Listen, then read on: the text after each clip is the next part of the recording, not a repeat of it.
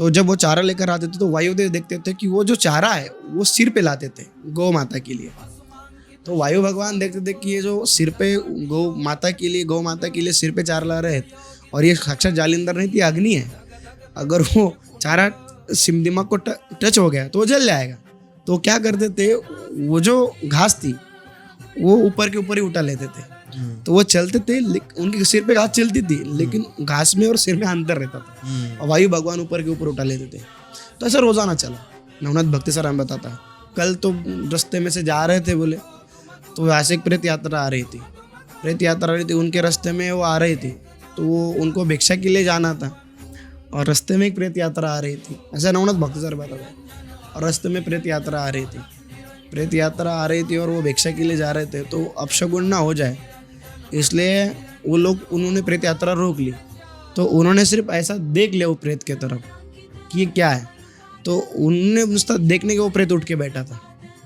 मतलब इतने वो शक्तिशाली सामर्थ्यशाली, उनकी साधना की एक अलग ही ये है प्रक्रिया है। वो प्रक्रिया ऐसी है कि वो अगर साधना के लिए बैठे, हम उसको योग भी कहेंगे, वो साधना के लिए बैठे, आज भी वो अगर धुनी के सामने साधना के लिए बैठे, धुना चलता है, अग्नि रहती है, अग्नि के सामने बैठा है तो 12-12 घंटे अग्नि पर बैठते हैं और अग्नि पर बैठने के बाद वही अग्नि की गर्म रक्षा शरीर को लगाते हैं। अच्छा। और 12-12 घंटे वहीं पर बैठते हैं अग्नि के सामने। तो उनका कहना ऐसा है कि जो अग्नि तत्व है उनको प्रसन्न हो गया है, जो अग्नि भगवान है उनकी आधीन आ गई है।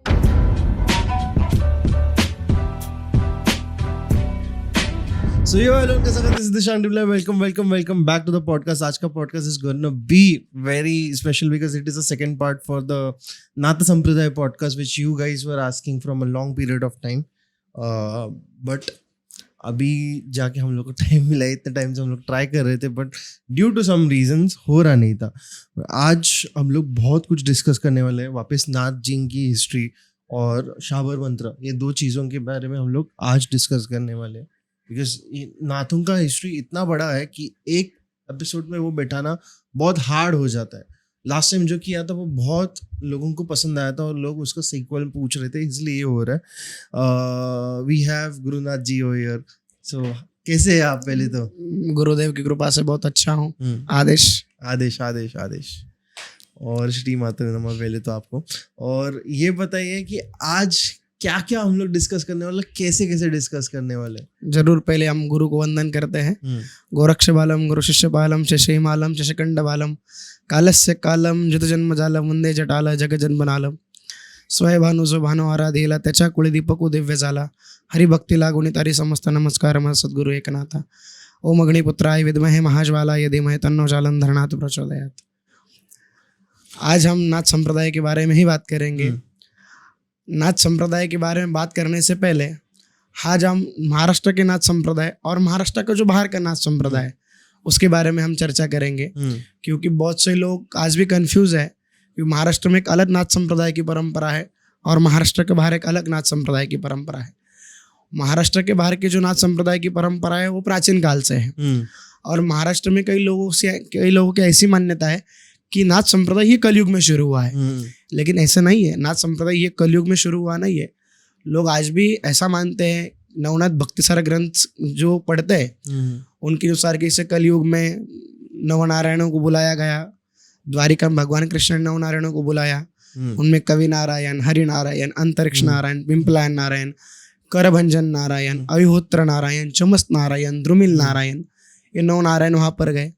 भक्ति महात्म्य बढ़ाने के लिए और दुष्टों का विनाश करने के लिए भगवान कृष्ण ने नवनारायणों से कहा कि अवतार धारण कीजिए।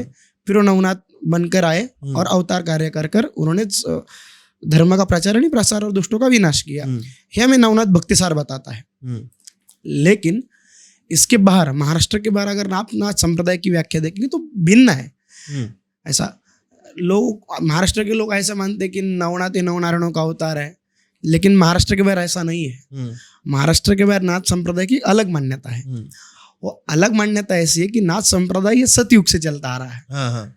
ये सतयुग से है, प्रभु रामचंद्र जी के काल से है, उससे भी पुराना नाथ संप्रदाय है। हमारे में 12 पंथ हैं, उसमें धर्मनाथी, गगनाथी, सतनादी, बैरागी, बहत्तरी बैरागी, पाकलपंथी, कपलानी, ऐसे 12 पंथ आते हैं। वो 12 पंथ में रामनाथ भी पंथ है और उसके मूल प्रवक्तक भगवान राम है। और ऐसी मान्यता है कि भगवान राम जी ने भी गुरु गोरक्षनाथ बाबा से अनुग्रह यानी दीक्षा ली है और नाथपंथी हुए थे। ऐसा है। नाथ संप्रदाय की जो बाहर की अखाड़े की जो परंपरा है उसमें ऐसा कहा जाता है, और वो सत्य है, वो सारी परंपराएं सत्य है। उसमें ऐसा कहा जाता है कि ये जो नाथ संप्रदाय है भगवान आदिनाथ, भगवान शिव से शुरू हुआ है। भगवान शिव ने जो मूल तत्व ज्ञान है जो पार्वती माता को दिया और दीक्षा दिया, तो उनको नाथ संप्रदाय की दीक्षा उन्होंने उदयनाथ नाम दिया।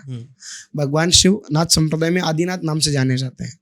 माता पार्वती उदयनाथ जी के नाम से जानी जाती है।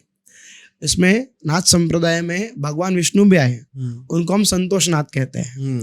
इसमें भगवान ब्रह्मा भी आए, उनको हम सत्यनाथ कहते हैं। इसमें गणेश जी भी आए, उनको हम गजबेली गजगंडनाथ जी कहते हैं। इसमें हनुमान जी महाराज भी आए, उनको हम वीरवंकनाथ जी कहते हैं।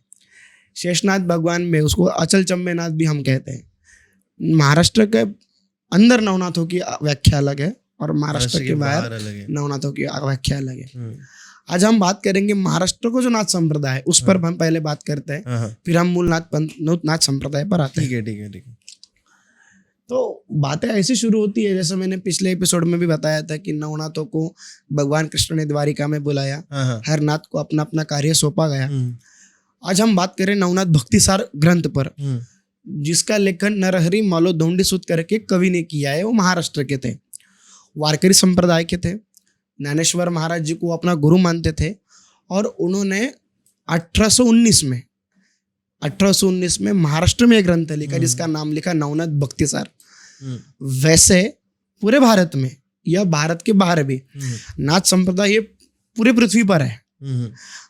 कई लोगों को ऐसा लगता है कि महाराष्ट्र के नाथ संप्रदाय सिर्फ महाराष्ट्र में, तो ऐसा नहीं है। नाथ संप्रदाय ये प्राचीन काल से आया हुआ संप्रदाय है और इसकी शाखाएं दुनिया भर में मौजूद है। क्योंकि आज ही मैं कहीं तो देख रहा था, तो यूएसए में एक आइलैंड है राइट साइड में, ईस्ट साइड में उनके, ठीक है। तो उनके वेस्ट साइड में जो आइलैंड है वहाँ पे एक नाथ ने शिवलिंग स्थापित किया है स्फटिक का, और उधर नाथों की ही चलती है, वो पूरा समाज ही नाथों का बैठा है उधर। सही बात और है। वो फॉरेनर है पर नाथ जी की दीक्षा ली है उन्होंने। गुरु गोरक्षनाथ जी महाराज दुनिया भर में घूमे हैं और दुनिया भर में आश्रम है। आपको यकीन नहीं होगा, अफगानिस्तान में हमारा गोरक्ष टीला नाम का एक तीर्थ स्थल है जहाँ नाथपंथी सेवा करते हैं और वहाँ सब नाथ जी साधु है और वहाँ पर धुने चलते हैं। पाकिस्तान में भी हमारे 2 नाथ संप्रदाय के तीर्थ स्थान है, नेपाल में भी है, दुनिया भर में, इंडोनेशिया में भी है। नाथ संप्रदाय की जो स्थल है, जो प्राचीन स्थल है, जो धुना है अफगानिस्तान में, तो अभी आश्रम में गणेश जी की मूर्ति मिली। वो कम से कम वो मूर्ति 8000 साल पुरानी है, आश्रम में ही मिली। गजबेली गजगंडनाथ जी की मूर्ति आश्रम में मिली अफगानिस्तान में, गुरु गोरक्षनाथ जी महाराज के आश्रम में। तो उससे पता चलता है कि आश्रम और पुरातन नाथ संप्रदाय के जो मठ कितना पुरातन होगा। उस वक्त जब यवन आक्रमण हो रहे तो छुपाया गया ये चीज है कि उनसे खंडित ना होकर के, तो तब से पता चलता है कि नाथ संप्रदाय कितना पुरातन होगा। तो नाथ संप्रदाय की बात ऐसी है कि नाथ संप्रदाय के जो मूल प्रवर्तक है वो आदिनाथ भगवान है। भगवान आदिनाथ शिव ने माता पार्वती का अनुग्रह दिया, उनको उदयनाथ किया। फिर वही अनुग्रह गुरु मच्छिंद्रनाथ ने मत्स्य के घर में थे तब से सुन लिया, तो मच्छिंद्रनाथ हुए। मच्छिंद्रनाथ जी के शिष्य गुरु गोरखनाथ जी हुए। उससे नाथ संप्रदाय का विस्तार आगे आगे बढ़ता गया। गुरु गोरखनाथ जी ने जगह जगह पर सिद्ध निर्माण किए, सिद्ध निर्माण उनको नाथ संप्रदाय की शिक्षा दी। गुरु मच्छिंद्रनाथ जी ने किए, आदिनाथ भगवान शिव ने भी किए। जालंधर नाथ जी जो मेरे आराध्य दैवत है, उन्होंने भी जाकर धुने जलाए, नाथ संप्रदाय का प्रचार और प्रसार किया। जो महाराष्ट्र के बाहर का नाथ संप्रदाय, हम वही उसी पर आते हैं। तो वो प्राचीन काल से आया हुआ संप्रदाय है। और महाराष्ट्र में जो नाथ संप्रदाय शुरू हुआ ये अभी कलयुग में शुरू हुआ है। कलयुग में यानी 1800 जब वो नवनाथ भक्तिसार ग्रंथ लिखकर पूरा हुआ और वो घर घर तक पहुंचाया गया, तो उसको पढ़कर लोगों ने नाथ संप्रदाय की व्याख्या उन जैसे मना ली। अभी उसमें क्या लिखा है कि नवनाथों का जन्म भी महाराष्ट्र में हुआ और समाधि भी महाराष्ट्र में है। उन्होंने वो ग्रंथ के वो महाराष्ट्र की बॉर्डर के बाहर किसी को जाने ही नहीं दिया। वही उनके जन्म स्थल है और वही समाधि स्थल है। वास्तविक ऐसा नहीं है, वास्तविक ऐसा नहीं है। नवनाथ सिर्फ महाराष्ट्र की पूर्णतः मर्यादित नहीं है। नवनाथों का जो कार्य है वो दुनिया भर में चला हुआ है और आज भी चला हुआ है। ऐसी ऐसी परंपरा है जिनके पास आज भी 2000 साल पुराने परंपराओं की ये है कि हमारी परंपरा इतनी पुरानी, हमारी परंपरा इतनी पद्धति है, हमारी परंपरा इतनी पुरानी, हमारी परंपरा इतनी पुरानी है। आज भी ऐसी कई बहुत सारी परंपरा है। और महाराष्ट्र में क्या है, नवनाथ भक्तिसार पढ़कर लोग समझ जाते हैं कि अभी एक मंत्र है, गोरक्ष जालंधर चरपटाक्ष अड़भंग कानी मचिंद्राद्यम सौरंगे रेवानक भरतरी सौद्य बुम्या बुबुर्व नवनाथ सिद्धा। अभी महाराष्ट्र के लोग उसको ही पढ़कर नवनाथों की व्याख्या समझते हैं। वो श्लोक कहाँ से आया? वो नवनाथ पोथी में का श्लोक नहीं है, वो श्रीमद् भागवत में का श्लोक है। अच्छा, हाँ, वो श्रीमद् भागवत में का श्लोक है। जब नव नारायणों को बुलाया गया तो उनके लिए वो लिखा गया श्लोक है। तो उसको पढ़कर नारायण मल्ल दौंडी सूत ने एक ग्रंथ लिख दिया और उस ग्रंथ को लिखने के बाद महाराष्ट्र में उसकी व्याख्या है। हालांकि वैसा नहीं है। गुरु गोरखनाथ जी महाराज ये सतयुग से आ रहे हैं। गुरु गोरखनाथ जी महाराज ने भगवान राम जी को भी उपदेश दिया, उनको भी दीक्षा दी, लक्ष्मण जी को भी दीक्षा दी, पितामह भीष्म को भी। महाभारत काल में भी गुरु गोरखनाथ जी थे। उन्हें भगवान भीष्म, पितामह भीष्म को भी उन्होंने दीक्षा दी, कपिल महामुनि को भी उन्होंने दीक्षा दी। उनसे हमारा एक पंथ है कपिलानी करके। पितामह भीष्म को भी दीक्षा दी, उनसे हमारा पंथ है गगनाथी करके। जहाँ गुरु गोरखनाथ जी महाराज ने, हर युग में गुरु गोरखनाथ जी महाराज है। फिर कलयुग में कैसे हुए, ये बात है ना। हर युग में गुरु गोरखनाथ जी महाराज ने अवतार लेकर कार्य किए। और नाथ संप्रदाय, जैसे मैंने पिछले पॉडकास्ट में बताया था, नाथ संप्रदाय का कार्य सिर्फ धर्म का प्रचार प्रसार करना नहीं, धर्म का रक्षण करना भी है। गुरु गोरखनाथ जी महाराज धर्म के रक्षक। गुरु गोरखनाथ जी महाराज ने इतने साधु निर्माण किए, वो आज धर्म की रक्षा करते हैं। धर्म का प्रचार प्रसार तो ही वो चल ही रहा है, लेकिन उसके साथ धर्म की रक्षा भी करते हैं। अब ये बात ऐसी हुई है कि जब महाकुंभ था, आज से बहुत वर्षों पहले, तब महाकुंभ में क्या हुआ कि गुरु गोरखनाथ जी महाराज के 12 पंथ, गुरु गोरखनाथ जी महाराज के 12 पंथ और भगवान शिव जी के 18 पंथ, ऐसे 30 पंथ थे। कितने पंथ थे? 30 पंथ। और इन गुरु गोरखनाथ जी के जो 12 पंथ थे वो सन्यासी थे और भगवान शिव के जो 18 पंथ थे वो गृहस्थी थे। और उनको मिलाकर एक वाद हुआ वो कुंभ में। वो कैसे हुआ, क्या हुआ, वो तो इतना नहीं पता, लेकिन वो वाद हुआ। फिर वो वाद के कारण गुरु गोरखनाथ जी भगवान ने और भगवान शिव आदिनाथ जी ने वो सब देखकर सब पंथ खारिज कर सिर्फ 12 पंथ बनाए। उसमें 6 भगवान शिव के, 6 गुरु गोरखनाथ जी के, और उसमें महंत होते हैं। आज हमारे नाथ संप्रदाय की जमात चलती है, उसमें 2 महंत होते हैं। एक को कहा जाता है 18 के महंत, एक को कहा जाता है 12 के महंत। जो 18 के महंत होते हैं वो शिव की गद्दी पर बैठते हैं। 2 गद्दियां लगती है, पात्र देवता भेष भगवान गुरु गोरखनाथ जी महाराज, आदिनाथ भगवान शिव, तो 2 गद्दियां लगती है।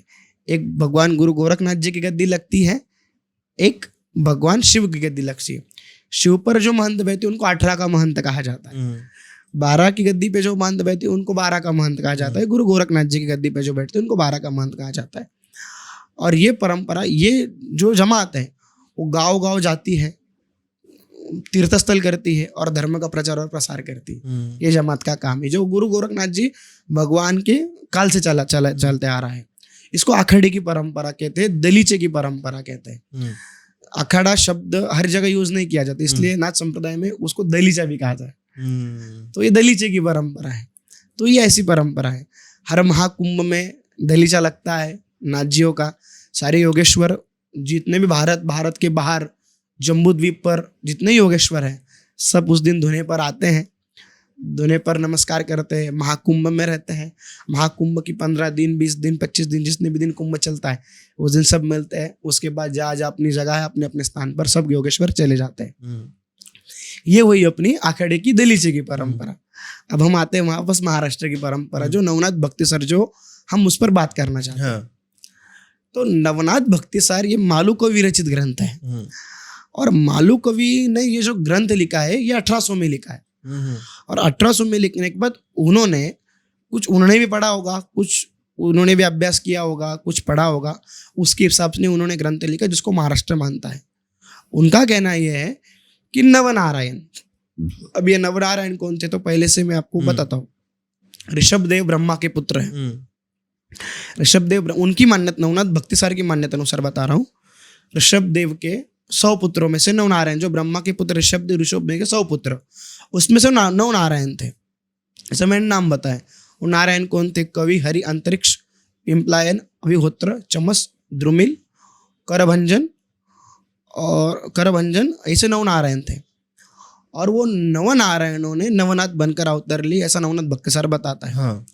ऐसा मैंने पिछले पॉडकास्ट में उनकी अवतार कथा बताई है। तो हम अवतार कथा में गुरु गोरक्षनाथ जी बाबा पर बात कर रहे थे कि गुरु गोरक्षनाथ जी महाराज का अवतार कार्य हुआ, फिर गुरु मच्छिंद्रनाथ जी महाराज भस्म देते हैं, उसमें गुरु गोरखनाथ जी महाराज का जन्म होता है। आगे चल के और उसमें कहानियां हैं। उसमें कहानियां ऐसी है कि हम सिर्फ गुरु गोरखनाथ जी महाराज पर बात कर रहे थे, लेकिन नवनाथ भक्तिसार में कई और भी कहानियां हैं।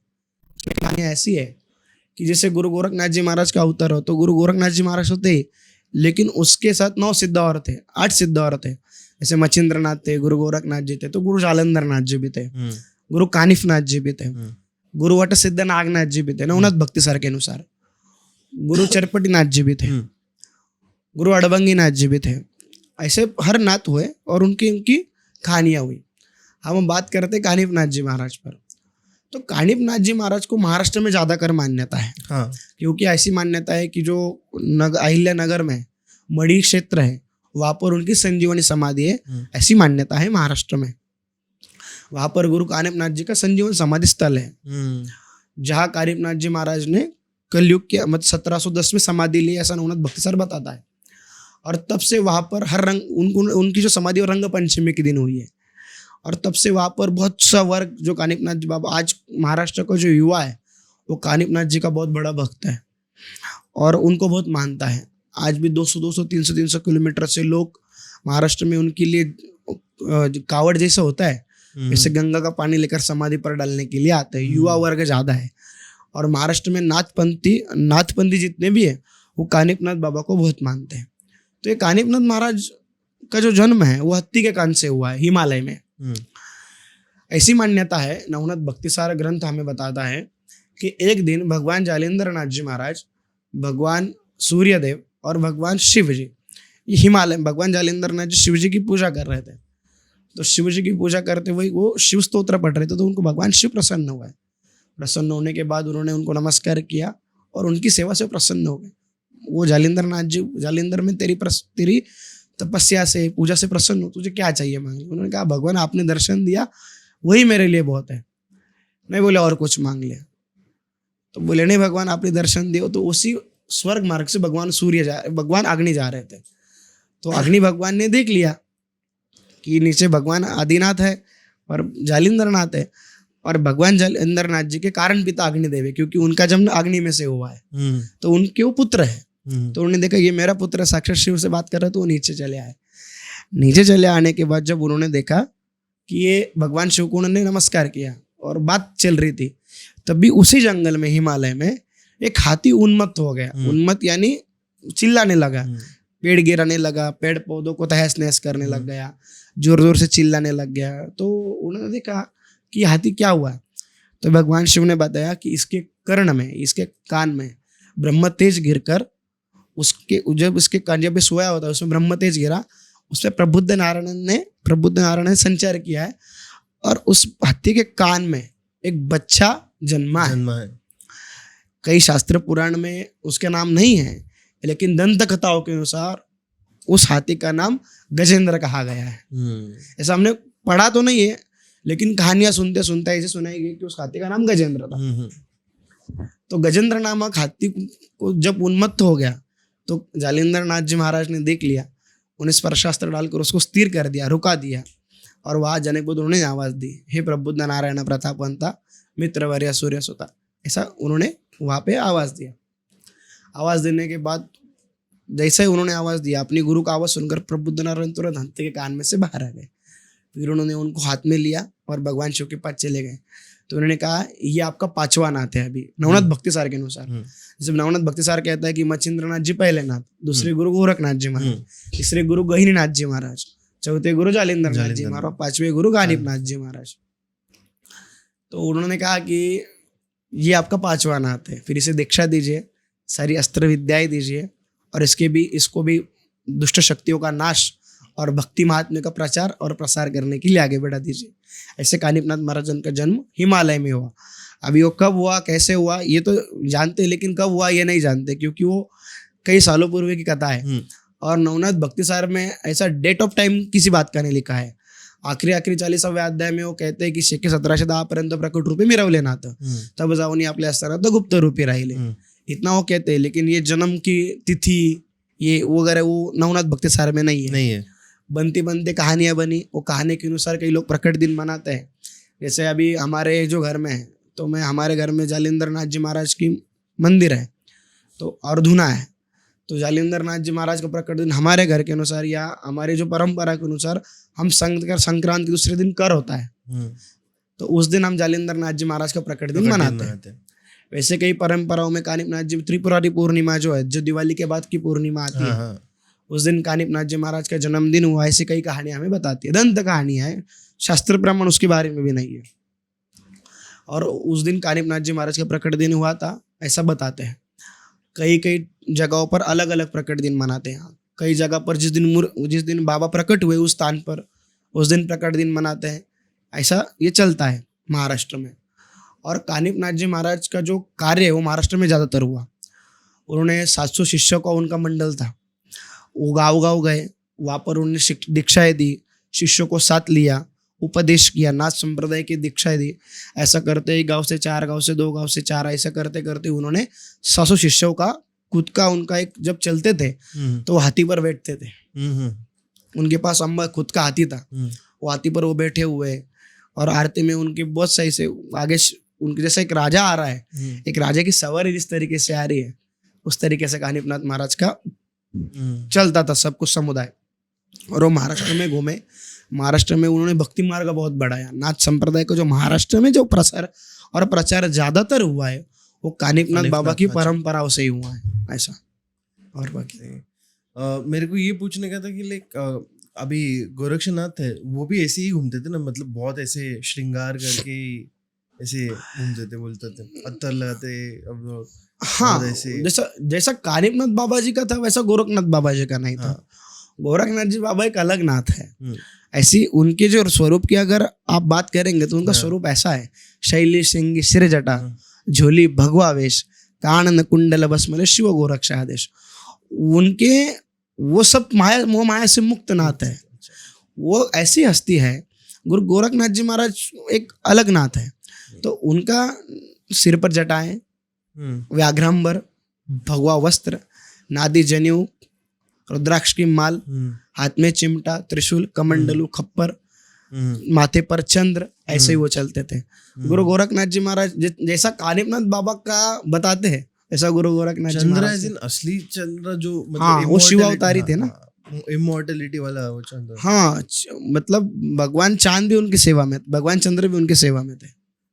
तो जैसा भगवान शिव के मस्तक पर चंद्र है वैसे गुरु गोरखनाथ जी महाराज भी शिव अवतारी माना जाता है।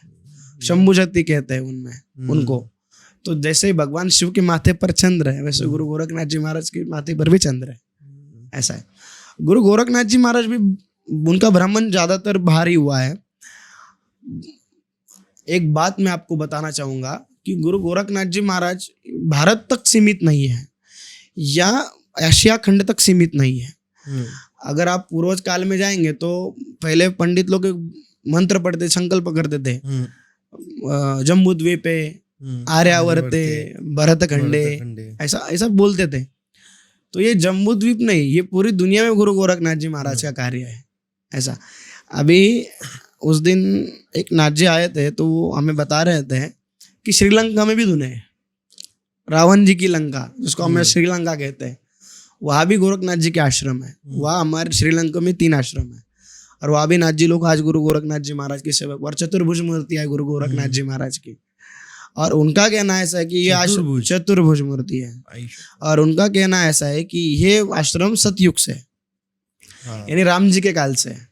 जब गुरु गोरखनाथ जी महाराज वापर आए तो धुना चेतन किया था। रेसिपी बोलते हैं रावण डरता था नाथों से। हाँ, फिर बिल्कुल डरता था। क्यों, कैसे, बहुत ज्यादा हम उसमें नहीं घुसना चाहेंगे, डिटेल्स में। लेकिन एक कहानी हमने भी नाथ संप्रदाय में, हमारे पास भी एक कहानी है कि ऐसी कहानी है कि जब रामायण का युद्ध चल रहा था तो बहुत से अस्त्र जो राम जी के पास थे वो गुरु गोरखनाथ जी के दिए हुए थे, क्योंकि उनके शिष्य थे और उनके दिए हुए बहुत से शस्त्र उन्होंने उस युद्ध में इस्तेमाल किए थे। ये है, ये सत्य है, क्योंकि गुरु गोरखनाथ जी महाराज उस वक्त भी थे और उस वक्त प्रभु राजा रामचंद्र जी को गुरु गोरखनाथ जी महाराज का आशीर्वाद था कि आप जाइए और युद्ध कीजिए, और उनके आशीर्वाद से ये युद्ध में विजयी हुए थे। ये तो भगवान है, वो बात नहीं है, लेकिन ऐसी कहानियां हैं जो हमने साधु संतों से सुनी है कि उस वक्त प्रभु राजा रामचंद्र को गुरु गोरखनाथ जी महाराज ने कुछ अस्त्र विद्या सिखाई थी। ये सच है। एक नाथों का एक आशीर्वाद था और एक माँ दुर्गा का भी आशीर्वाद था, इसलिए वो विजयी हुए, जी, ऐसे जी, बोला जाता है। जी जी शक्ति जी के बिना और आशीर्वादों के बिना तो वो नहीं होता है, नहीं है, सही बात है, ये है, सत्य है ऐसा। अच्छा, इसके क्वेश्चन तो हम लोग विद्या के कुछ क्वेश्चन उठाते हैं। फर्स्ट ऑफ ऑल स्टार्ट, आज युग में अपनी असली आत्मा से कनेक्ट, हाँ, आज युग में अपने असली आत्मा से कनेक्ट कैसे हो सकते हैं, वो पूछ रही है। अपनी आत्मा से, हाँ, अपनी आत्मा से कैसे कनेक्शन पा सकते हैं जब सब कुछ इतना डिस्ट्रैक्शन में है, तो अपने आप से कैसे जुड़ सकते हैं, ऐसे विद्या का क्वेश्चन। अपने आप से अगर जुड़ना है और अपनी आत्मा को परखना है तो पहले परमात्मा को जानो। पहले परमात्मा को जानना चाहिए कि जिसने हमें उत्पन्न किया है, जिसने हमारी उत्पत्ति की है, पहले उसको जानो, फिर अपनी आत्मा को जानो। और दूसरा उसमें ऐसा है कि अगर अपनी आत्मा को जानना है, हम कौन है, कहाँ से आए हैं, तो सबसे पहले आजकल की जो पीढ़ी, उसका बिलीव होना जरूरी है। उसने सेकंड क्वेश्चन यही लिखा था, क्या हर इंसान का जन्म स्पेसिफिक कर्म करने के लिए या मिशन करने के लिए होता है? जी, सही बात है, स्पेसिफिक कर्म करने के लिए होता है। और जैसे ही वो जन्म होता है उसका सब लिखा हुआ होता है कि उसको क्या करना है, कब जाना है, ये वक्त पे ये करेगा, वो वक्त पे वो करेगा, ये सब लिखा हुआ होता है। गिनी हुई सांसें होती है सबकी गिनी हुई सांसें होती है, और जितना हमारे भगवान ने हमें कर्म के अनुसार लिखा है उतना हमें करना है। जिस दिन हमारे कर्म और जिस दिन हमारा सब कुछ खत्म होता है उस दिन भगवान हमें वापस बुला लेते हैं। आत्मा से जुड़ने के लिए पहले परमात्मा से जुड़ना चाहिए, भक्ति करनी चाहिए। भक्ति हर प्रकार की होती है, भक्ति से जुड़ेंगे तो परमात्मा मिलेगा। परमात्मा की खोज में अपना खुद समझ में आता है कि हम कौन है। एक कहते हैं कि जो खुद को जानता है वही मुझे पहचानता है। भक्ति में जब हम भक्ति करना शुरू करते हैं तो हमें खुद की पहचान हो जाती है। जब भगवान अर्जुन को गीता बता रहे थे तो अर्जुन को समझ में नहीं, मैं कौन हूँ, लेकिन जब अर्जुन को पूरी गीता बताते तो अर्जुन को समझ में आ गया कि मैं कौन और भगवान कौन है। भक्ति से पहले जुड़ो, फिर समझ में आ जाता है कि हम कौन है, हमारा कार्य क्या है, हम किस कार्य के लिए आए इस दुनिया पर, ये तब समझ में आ जाता है। ऐसा वो अंदर से ही आ जाता है, एक प्रकार से वो अंदर से ही आ जाता है। उसके लिए हमें अगर खुद को ढूंढना है तो पहले भगवान को ढूंढना सीखो। वो सत्य बात है। अच्छा, बहुत सत्य बात। एक सेकंड, ऐसा एक सेकंड बोल। जब हम खुद को ढूंढने की यात्रा पे जाते हैं तो हमारा एक अहंकार बोल रहा होता है कि ये हम, और एक होते हैं शून्य वाले हम। तो इन दोनों को कैसे डिफरेंशिएट करें? इसके लिए गुरु चाहिए। बिना गुरु के हम किसी साधना या किसी भगवान के पास नहीं पहुंच सकते। हमारा जो नाथ संप्रदाय है इसका तत्वज्ञान मूल गुरु पर ही है कि गुरु अगर आपको भगवान तक पहुंचने का रास्ता ही गुरु बताते हैं, और गुरु ही हमें सिखाते कि ये हमारा हम है, ये हमारा अहंकार है, ये हमारी भक्ति है, गुरु ही बताते हैं। और गुरु ही हमें सही रास्ता दिखाते हैं भगवान तक पहुंचने का। गुरु बिना, अब कलयुग में बता रहा हूँ, बाकी युगों को पता नहीं, लेकिन कलयुग में गुरु बिना भक्ति हो ही नहीं सकती। अगर कोई बताता है कि मैं बहुत बड़ा भक्त हूँ और मेरी भक्ति बहुत श्रेष्ठ है, हो नहीं सकता। हमारे वारकरी संप्रदाय में कथा है, कथा ऐसी है कि भगवान विठलनाथ भगवान नामदेव महाराज बहुत बड़े संत थे। उनके हाथ से खाना खाते थे, उनके लिए एक आवाज पर वो आते थे, उनसे बात करते थे, उनके लिए घंटों तक उनके साथ रहते थे। लेकिन वही नामदेव जी महाराज को पूरे संतों की मंडली में जब पूरे संत बैठे हुए थे तो गौरबा काका, गौरबा कुंभार करके एक बहुत बड़े संत थे गौरबा महाराज, तो उन्होंने को कच्चा ठहरा दिया था कि कच्चा मड़का है। जब उन्होंने उनको इस वातोड़ी मारे तो चिढ़ गए, तो कच्चा मड़का है। क्यों? कि आपने आप तो गुरु नहीं किया है। मेरी जो बात है वो ऐसी है कि आपको परमेश्वर प्राप्ति हो गई, भगवान मिल गया, इसका मतलब आपको मोक्ष प्राप्ति नहीं हुई। भगवान मिलना यानी मोक्ष नहीं होता। भगवान तो हर वक्त अपने साथ ही है। सदगुरु जिस राह पर हमें लेके चलते हैं, सदगुरु जो राह दिखाते हैं और सदगुरु की दिखाई गई राह पर जो भगवान मिलते हैं वही हमें मोक्ष प्राप्ति के पास लेके जाते हैं। भक्ति कोई भी कर सकता है, भक्ति होती भी है। अगर एकनिष्ठ हो, भगवान के प्रति अपनी शरणागति हो तो भक्ति हो सकती है। लेकिन उस परम तत्व को अगर हमें जल्दी से जल्दी पहुंचना है, हमें शॉर्टकट चाहिए, तो हमें गुरु कृपा चाहिए। गुरु कृपा के बिना नहीं होता। और जीवन में गुरु एक ही बार होता है। हम 10 गुरु, 20 गुरु, 25 गुरु ऐसा नहीं कर सकते। मैं अभी ट्रेंड शुरू है, इसके पास का ज्ञान खत्म हो गया, हमें ऐसा इसके पास कुछ हो गया कि दूसरा गुरु, दूसरे से हो गया तीसरा गुरु, तीसरे से हो गया ऐसा गुरु नहीं, ऐसा नहीं होता है। हमारे नाथ संप्रदाय में तो बिल्कुल नहीं है। एक ही गुरु। हाँ, दीक्षा ले सकते हैं अपन अलग अलग प्रकार। जैसे हमारे में ऐसा होता है कि छोटी गुरु होता है, उपदेशी गुरु होता है, लंगोट गुरु होता है, चिरा गुरु होता है और नाम दीक्षा गुरु होता है। लेकिन जो चोटी लेता है, जो छोटी गुरु होता है, जो नाम दीक्षा देता है, वही आकीर्तक गुरु रहता है और उसका ही नाम अपने आगे लगता है और उनके ही शिष्य माने जाते हैं। हम कहीं पर भी जाओ तो उनके ही शिष्य माने जाते हैं। नाथ संप्रदाय में हम दहलीचे में अगर जाते हैं, हमारे गुरुओं के पास जाते हैं, तो अपना नाम पूछा नहीं जाता, आप किसके शिष्य हो यह पूछा जाता है। ऐसा है। कानिफ नाथ जी महाराज को जब दहलीचे में पूछा गया तो आप किसके शिष्य हो, तो उनको अपने गुरु का नाम में जालंधर नाथ जी का शिष्य हो ये बताना पड़ा। गुरु के नाम पे सब कुछ होता है। इतने बड़े महाज्ञानी थे गुरु गोरखनाथ जी महाराज, जो सभी सिद्धियों के ज्ञाता थे, लेकिन उनके भी गुरु मसेंद्र नाथ जी थे। मसेंद्र नाथ जी से सारी दीक्षाएं शिक्षाएं लेने के बाद ही गुरु गोरखनाथ जी महाराज महातपस्वी और महायोगी बने। ऐसा है। तो हम गुरु के सिवा परमेश्वर प्राप्ति नहीं कर सकते। हाँ, भक्ति पर परमेश्वर मिलता है, वो आता भी है, वो दिखता। भक्ति कोई भी कर सकता है। जैसे आप उदाहरण तो बहुत है, लेकिन हमें उस परम तत्व तक पहुंचना है। भक्ति मार्ग से जल्दी भक्ति मार्ग से पहुंच सकते हैं, लेकिन एक वक्त लगता है, आपको अब एक बात बताता हूं मैं। एक बात ऐसी है कि हम अभी, मेरे गुरुदेव की कुटिया है, वहां पर हम साधना करते हैं। वहां पर साधना करें, हमारे बड़े गुरु भाई है और एक छोटे गुरु भाई है। उनमें एक बात ऐसी चली कि मैं गुरु गोरखनाथ जी महाराज के दिन साधना कर रहा हूँ, मुझे आज तक दर्शन नहीं हुए। छोटे गुरु भाई बोलते हैं और हमारे बड़े गुरु भाई बोलते हैं मैं तो कम से कम 15 दिन हो गए साधना कर, लेकिन मुझे गोरखनाथ जी मिल गए। बोले कैसे मिल गए? अभी जो मैं बता रहा हूँ मैं ध्यान से सुनो। तो कैसे मिल गए? तो उन्होंने बहुत भारी बात बताई। ये जो मेरे गुरुदेव है ना, यही मेरे लिए मेरे गोरखनाथ जी है। अगर आप गुरु भक्त हो तो अपने गुरु के प्रति आपका समर्पण है, तो आपको परमेश्वर मूर्तियों में, मैं क्या कह रहा हूं, ये बाकी चीजों में देखने की जरूरत नहीं। आपका गुरु ही आपके लिए परमेश्वर है। आपके गुरुदेव ही आपके लिए परमेश्वर है। क्यों? कि सनातन धर्म में बोला जाता है गुरुर ब्रह्मा गुरुर विष्णु गुरुर्देवो महेश्वरा गुरु साक्षात पर ब्रह्म तस्मै श्री गुरुवे नमः। आज का एक टॉपिक बहुत अच्छा मिला है दिशांग दादा में। क्या गुरु क्या है, इस पर मैं थोड़ा सा बोलना चाहूंगा। हम लोग की इसमें भी स्टार्ट करते तो बोलते हैं अखंड मंडलाकारं व्याप्तं येन चराचरं तद्विदं दर्शितुं येन तस्मै श्री गुरुवे नमः। गुरु भगवान, गुरु क्या है? हमें लोग बहुत, अभी तो ट्रेंड है, अभी तो कलयुग की बातें नहीं है, लेकिन गुरु क्या होता है ये नाथ संप्रदाय सिखाता है। जैसे मैंने बताया पिछले बार, एक कथा बताई मैंने कि गुरु गोरखनाथ जी महाराज ने आंख निकाल कर दी थी। आज मैं आपको एक कथा बताऊंगा जिसमें आपको बहुत अच्छा आनंद आएगा।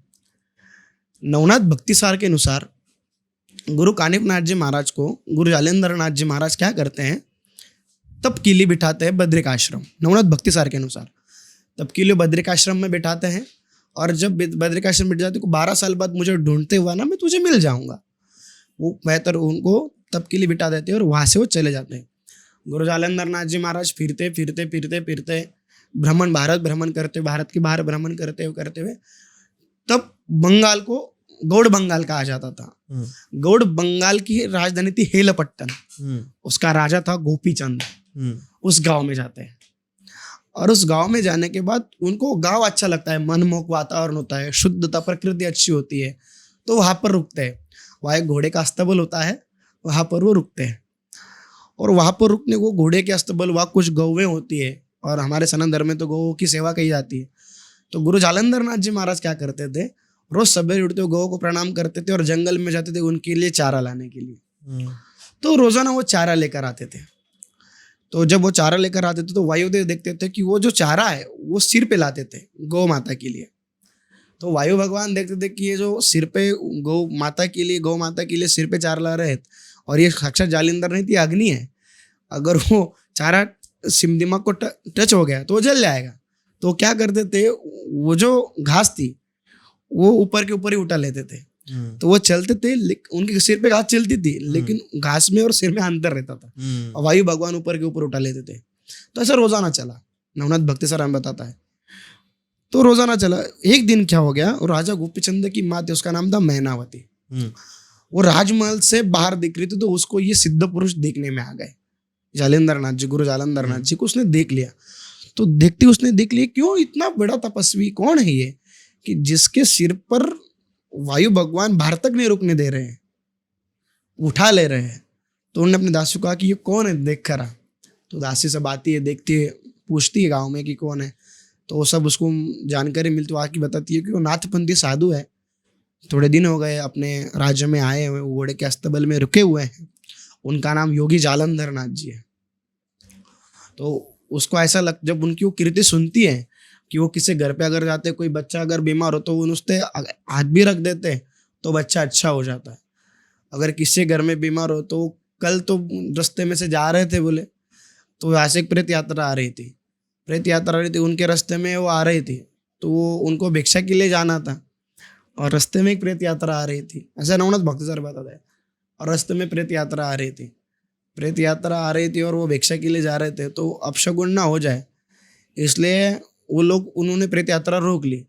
तो उन्होंने सिर्फ ऐसा देख लिया वो प्रेत के तरफ कि ये क्या है, तो उन्होंने उसका देखने के वो प्रेत उठ के बैठा था, मतलब इतने वो शक्तिशाली सामर्थ्यशाली थे। तो क्या हुआ, ये सब उनके चमत्कार की उनके जो चमत्कार चल रहे थे हेलपट्टन में, वो सारे चमत्कार मैनावती माता के कान पर चले गए कि ये बहुत चमत्कारी साधु हैं और इनको परम तत्व की प्राप्ति है, ये बहुत सिद्ध है। तो फिर उसको दर्शन की लालसा हुई, तो उसने क्या किया, उनके दर्शन के लिए वो आई, वो घोड़े के अस्तबल में ही थे। तो दर्शन के लिए जब वो आई तो उन्होंने देखा वो साधु थे, सन्यासी थे, सिद्ध थे, तो बैठे हुए थे।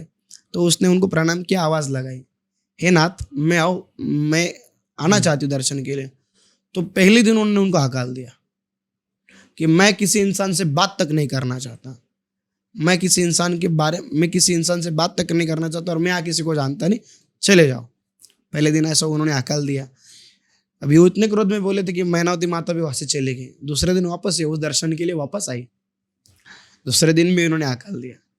वो तीसरे दिन वापस वो दर्शन के लिए, क्योंकि उसको लालसा ऐसी लग गई थी कि जीवन में गुरु अगर करना है तो ऐसे सिद्ध को ही करना है, जो परम तत्व का ज्ञाता हो, जो परम सिद्ध हो, जो परमात्मा परमेश्वर खुद हो, ऐसा ही गुरु करना है। उसको उनकी बहुत लालसा लग गई थी, उनके गुरु कृपा की वो दीवानी हो गई थी कि मैं गुरु करूंगी तो उनका सेवा करूंगी तो गुरुदेव की ही करूंगी। तो वो बहुत उनकी भक्त हो गई। तो एक बार 5वें दिन जब वो आई तो जालंधर नाथ जी महाराज ने उनको फतरे मारे, उसको पत्थर फेंक के मारे तो उसके पत्थर लगे उसको, लेकिन वो हाली नहीं, मैं आज कुछ भी हो जाए मैं आपका दर्शन कर ही जाऊंगी, आज कुछ भी हो जाए मैं आपका दर्शन कर ही जाऊंगी। तो जालंधर नाथ जी महाराज ने उसकी परीक्षा लेने का सोचा, तो ठीक है आ जा बोले। तो वो आई, उसने दर्शन लिया, क्या काम है, बोले मैं महारानी हूँ, ऐसा हूँ ऐसा। तो उन्होंने सब सुन लिया, ठीक है बैठो, बोले बैठ गए। उसको बैठने के बाद बोला बैठने के लिए कहा है खाली, वो बैठ गई। तो उसके उन्होंने क्या किया, इसकी परीक्षा लेने के लिए उसके ही मांडी पर अपना सर रखकर सो गए और मंत्र से भूंगे का निर्माण किया, एक भूंगे का निर्माण किया और उसको आदेश किया कि जाकर इसको सता, इसको काट, डंक मार। तो भूंगा आया, भूंगा और उसकी मांडी को ये करने लग गया। उसके दोनों हाथ गुरु की सेवा में थे और मांडी पर गुरु जी का सिर था, जालिंदर नाथ जी का सिर था। अगर उसने काम में अगर हलूंगी डुलूंगी तो मेरे गुरुदेव की निद्रा भंग हो जाएगी, और निद्रा भंग तो गुरुदेव क्रोध हो जाएगा, श्राप दे देंगे। और मैं अगर गुरु भक्ति दिखानी तो मैं नहीं हल सकती। तो भूंगा मांडी कोरने लग गया, कोरते उसने जख्म कर दिया, रक्त आने लग गया, रक्त का प्रवाह होने लग गया। उसको असंख्य वेदना हुई, लेकिन मेरे मांडी पर मेरे गुरुदेव का शीश रखा हुआ है, मेरे गुरुदेव सोए हुए हैं, मैं हटूंगी नहीं तो नहीं। उसके दोनों आंख से अश्रु भी शुरू थे, लेकिन वो कह रहे थे कि मैं हलूंगी नहीं, तो वो आखिर तक हली नहीं। तब जब वो रक्त का प्रवाह जालिंदर नाथ जी महाराज के नीचे चला गया, उन्होंने कहा कुछ गीला लग रहा है, तो उनके हाथ को लगा तो उन्होंने कहा खून है। तो वो भड़ांग से उठ गई, ये क्या है, ये क्या कर दिया तूने। बोले गुरुदेव आपकी बहुत दिन बाद आपकी सेवा मिली, और आपकी सेवा करते हुए अगर कुछ भी हो जाता तो चलता है, गुरु सेवा में मरण आ गया तो भी अच्छा है। तो जालंधर नाथ जी महाराज को बहुत अच्छा लगा कि वो एक निष्ठ गुरु भक्त थी। फिर जालंधर नाथ जी महाराज ने वही उसको दीक्षा दे दी। तो दीक्षा देने के बाद उसको पूछा गया कि तुझे इतनी वेदना हो रही थी लेकिन तू टस से मस नहीं हुई, क्यों नहीं हुई। तो उसने कहा कि मेरे लिए आप मेरे परमेश्वर हो, और ये शरीर, ये आत्मा, ये सब आपका है। अगर मुझे वो भक्ति करते हुए मरण भी आ जाए तो मुझे अच्छा है, क्यों, ये गुरुदेव का ही दिया हुआ है सब कुछ, और ये गुरुदेव का दिया है, गुरु को ही ये है। तो उसकी भक्ति, गुरु भक्ति बहुत उनको अच्छी लगी और उन्होंने उनको वही दीक्षा दे दी। तो जो मैनावती थी तो उसकी इच्छा ऐसी थी कि जैसे मेरी दीक्षा हो गई, मैं जालिंदर नाथ जी की शिष्या हो गई, तो मेरा जो लड़का है राजा गोपीचंद, उसकी भी दीक्षा जालंधर नाथ जी से हो। ये नवनाथ भक्ति सार हमें बताता है, 16 अध्याय से 18वें अध्याय तक ये कथा है। तो उन्होंने कहा कि मेरी भी इच्छा है कि मेरे लड़के ने, जो गोपीचंद राजा है, उसने भी जालंधर नाथ जी की दीक्षा लेनी चाहिए।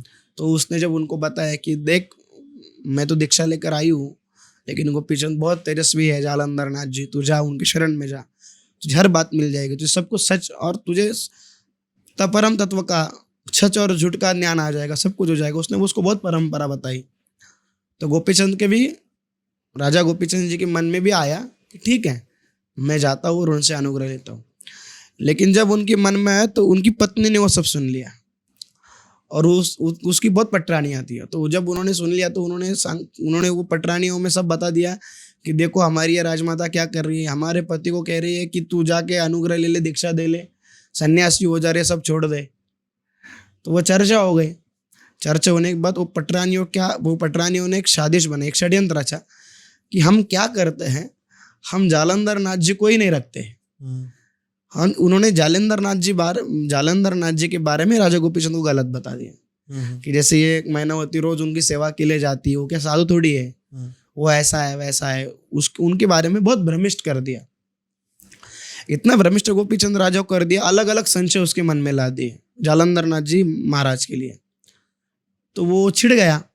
तो उसने क्या किया कि ठीक है, जहाँ पर इसने ये सब खेल शुरू किया, मैं वो इसका वापस वही खेल खत्म करता हूँ। उसने जब जालंधर ने जो सोए हुए थे तो वहाँ पर खड्डा खदवाया, और खड्डा खदवाने के बाद जालंधर नाथ जी को उठा कर खड्डे में गाड़ दिया, मतलब वो खड्डे में ये कर दिया, ऊपर से घोड़े की लीद डाल दी और वो खड्डा बंद कर दिया। जालंधर नाथ जी सब देख रहे थे और उनको सब पता था, लेकिन उनको पता था कि इस कार्य का आगे बड़ा कार्य होने वाला है, इसलिए उन्होंने वहीं पे उसको शासन नहीं किया। अगर वो चाहते तो पल में गोपीचंद राजा के साथ पूरे राज्य को भस्म कर सकती, इतनी शक्ति और इतनी ताकत उनमें थी। लेकिन इनको पता है कि इस कार्य का आगे भी कार्य होगा, हर समय का, हर वक्त का एक समय होता है, एक चीज़ होती है, इसलिए उन्होंने वही उसको कुछ नहीं किया और वही हो गए। और इधर चर्चा उठ के जालिंदर नाथ जी यहाँ से चले गए यहाँ से। और वही वो गांव में तो मायावती दुखी हो गई कि मेरे गुरुदेव मुझे ना मिलते ही चले गए। उसको लगा सही में चले गए। इधर 12 साल हो गए और 12 साल होने के बाद कानिपनाथ जी महाराज बद्रिक आश्रम से तप कर कर उठ गए। और तप कर कर जैसे उठ गए, उन्होंने आदिनाथ भगवान शिव केदारनाथ जी के दर्शन करे और नीचे उतर गए और ढूंढते फिर रहे अपने गुरु को। क्या कर रहे हैं? ढूंढते फिर रहे हैं। यहाँ मिलेंगे, वहां मिलेंगे, वहां मिलेंगे, यहाँ मिलेंगे, हर जगह पर उन्होंने अपने गुरुदेव को ढूंढा। तो रास्ते में उनको एक बार भगवान शिव मिल गए। जब वो शिवालय में दर्शन कर कर आ रहे थे, तो मैं आपके सवाल का भी जवाब देता हूँ। तो भगवान शिव दर्शन कर उधर, तो उन्होंने वहां शिव स्तुति की, तो भगवान शिव प्रकट हो गए।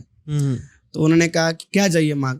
तो बोले कुछ नहीं चाहिए, मुझे बस ये चाहिए कि मुझे मेरे गुरु के दर्शन। अरे मैं, तू गुरु की बात कर रहा है, मैं साक्षात तेरे सामने भगवान शिव आकर खड़ा और तू गुरु चाहता है। तो गुरु ने बताया कि जैसा आपका प्रश्न का भी मेरे पास उसका उत्तर है कि हर शिष्य के लिए जो गुरु ज्ञानी शिष्य है, जो गुरु से अनुग्रहित है, उस शिष्य के लिए अपना गुरु ही अपना भगवान होता है। अपना गुरु ही भगवान होता है। वो कैसे? तो उसको कानिपनाथ जी महाराज वैसा बताते हैं कि भगवानों की भक्ति करनी पड़ती है, तब भगवान प्रसन्न होते हैं।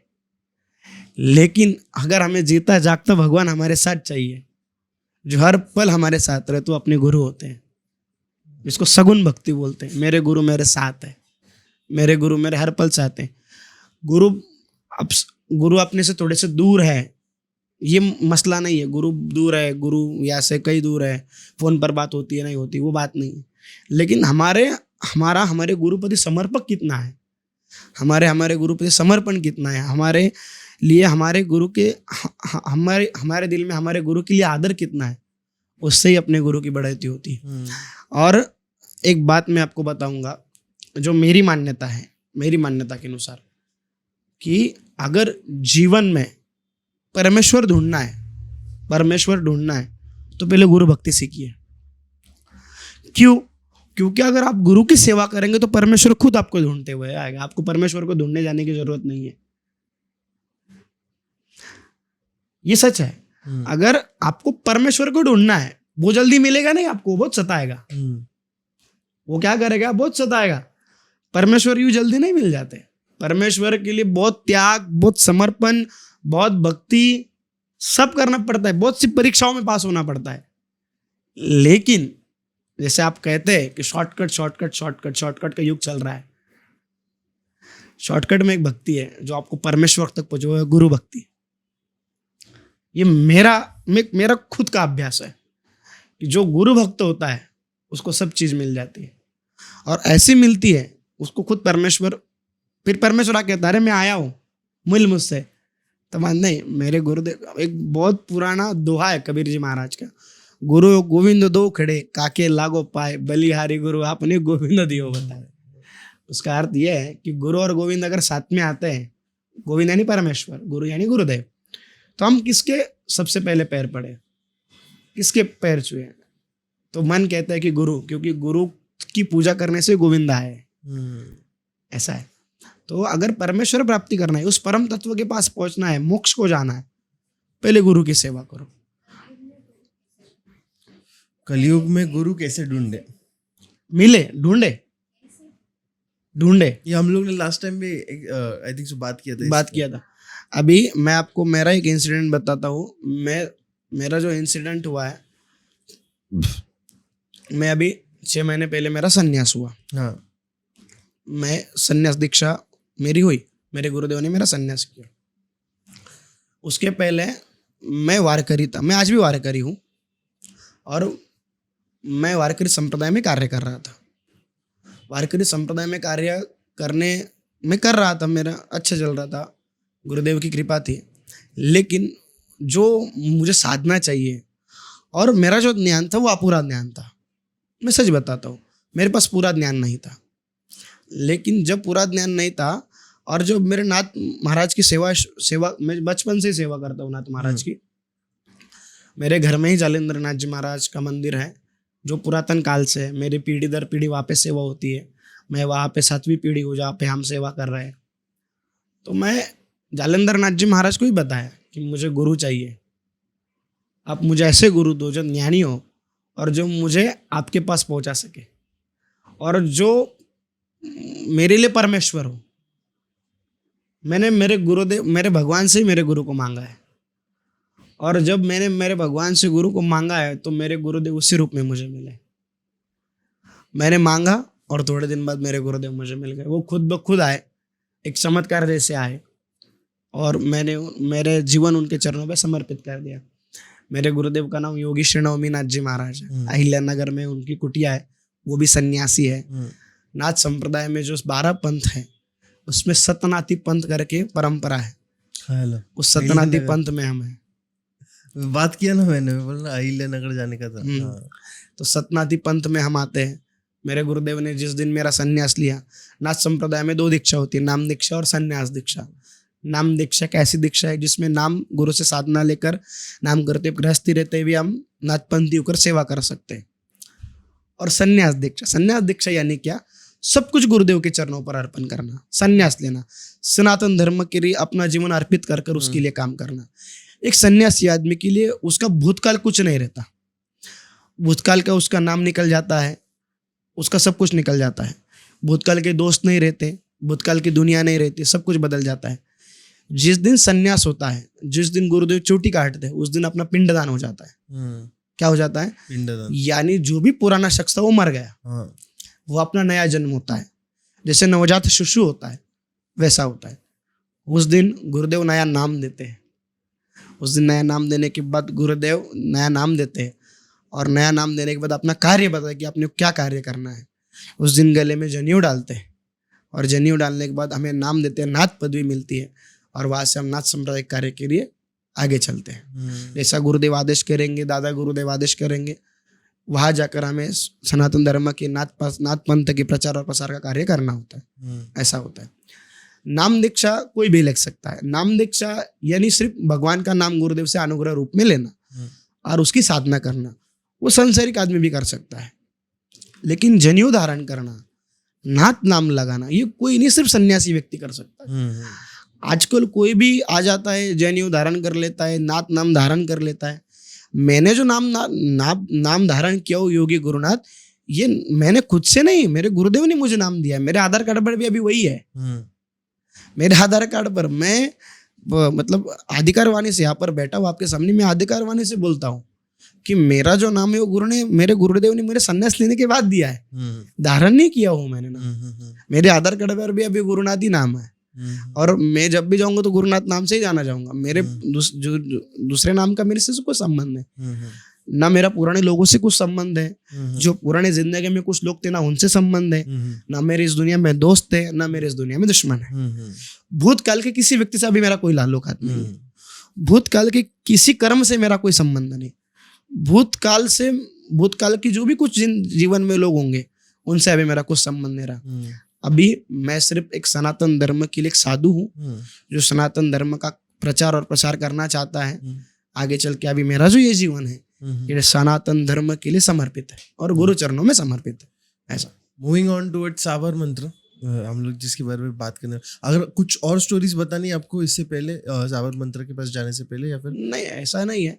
स्टोरिया बहुत है, वक्त नहीं मिलेगा। नाथ जी की स्टोरिया बहुत है, लेकिन मैं आपके माध्यम से आज कुछ बातें नाथ संप्रदाय के बारे में क्लियर करना चाहूंगा। और जो आपके पास एक स्टोरी थी जो आपको बतानी थी, जो आपने बोली थी इससे पहले, जी, वो एक बता के फिर हम लोग साबर मंत्र की तरफ जी, जरूर।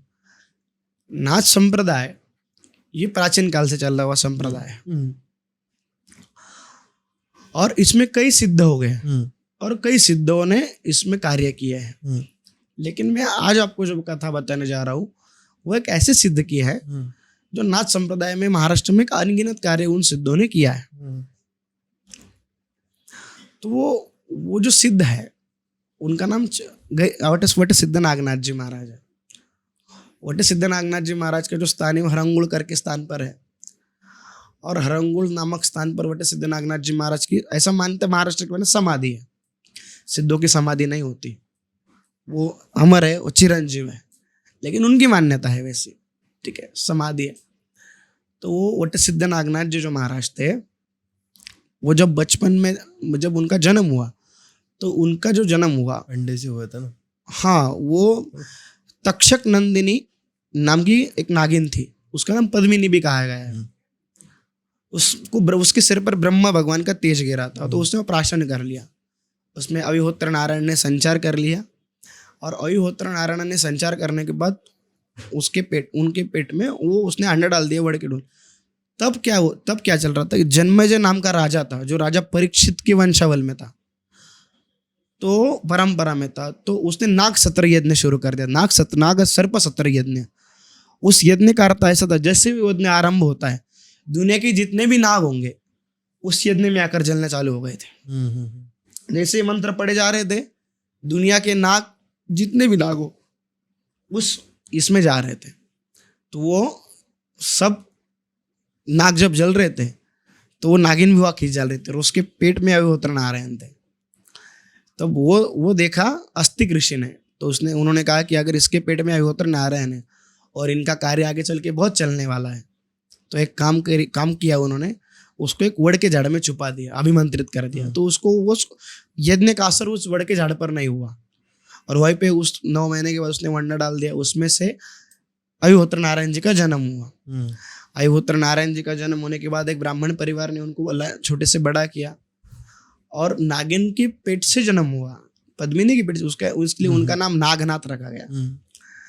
नागनाथ जी भगवान को दत्तात्रेय महाराज की दीक्षा प्राप्त हुई, और दीक्षा प्राप्त होने के बाद उन्होंने वहां पर अन्न छत्र शुरू कर दिया। अन्न छत्र जो भी वहां पर आता था वो पेट भर के खाना खाता, सिद्धि का अन्न था वो।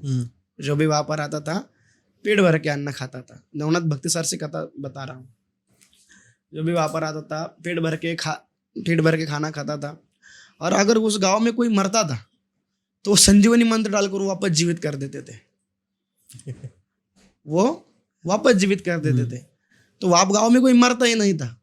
अगर कोई मर जाता तो उसका प्रेत उठाते और नागनाथ जी के महाराज के पास लेकर जाते थे। वो संजीवनी मंत्र डाल देते थे, और संजीवनी मंत्र डालने के बाद उड़ जाता था वो शख्स उड़ जाता था। और फिर यम भगवान को पता था, अगर इनसे मिलन जाएंगे तो युद्ध कर बैठेंगे, और इन्होंने अगर हमसे युद्ध कर लिया वापस तो ये हमें हारना ही है। तो एक दिन ब्रह्मा भगवान के पास गए और ब्रह्मा को बताया कि ऐसा ऐसा चलता है। फिर ब्रह्मदेव ने नागनाथ जी को बताया कि वैदिक विधान में हम बदलाव नहीं कर सकते, इसका वक्त आया उसको जाना है। तो फिर उन्होंने बदल दिया। तो ऐसी मान्यता है उस वक्त की। तो उस वक्त वो जो गांव था, करवीर के पास गांव है, तो वो जो गांव था वहां पे कोई मरता नहीं था। अगर मर गया तो जीवन जिंदा हो जाता था, ऐसी मान्यता। तो ऐसे सिद्ध थे। ऐसे बहुत सारे सिद्धनाथ संप्रदाय में हुए, अलग अलग सिद्ध की अलग अलग मत। एक तो मैं आपको नागनाथ जी महाराज के बारे में बताया, ऐसे बहुत सिद्ध है। मूल व्याख्या नवनाथ और 84 सिद्धों की है। मूल व्याख्या जो है नवनाथ 84 सिद्ध है। इसमें महाराष्ट्र के अलग और महाराष्ट्र के बाहर के अलग है। ऐसा। Okay, moving on. जो आपकी स्टोरी थी, आपको बताने वाले थे कुछ तो और एक था, म्हणजे स्टार्ट करने से पहले कि आप एक बात बतानी थी आपको, कुछ तो दीक्षा के बारे में बताने की थी कि आई एम नॉट श्योर, कुछ तो बताने की थी आपको। तो जी जी जी। शायद हम लोग भूल रहे हैं, वो मेरे भी दिमाग में नहीं आ रहा क्या बताने का था। हाँ। तो नहीं, बात वही है, भक्ति के बारे में हम बात कर रहे थे। तब ये बात हुई कि नवनाथों की भक्ति कैसी है। नवनाथों की भक्ति ऐसी कि नवनाथ की भक्ति हर कोई नहीं कर सकता।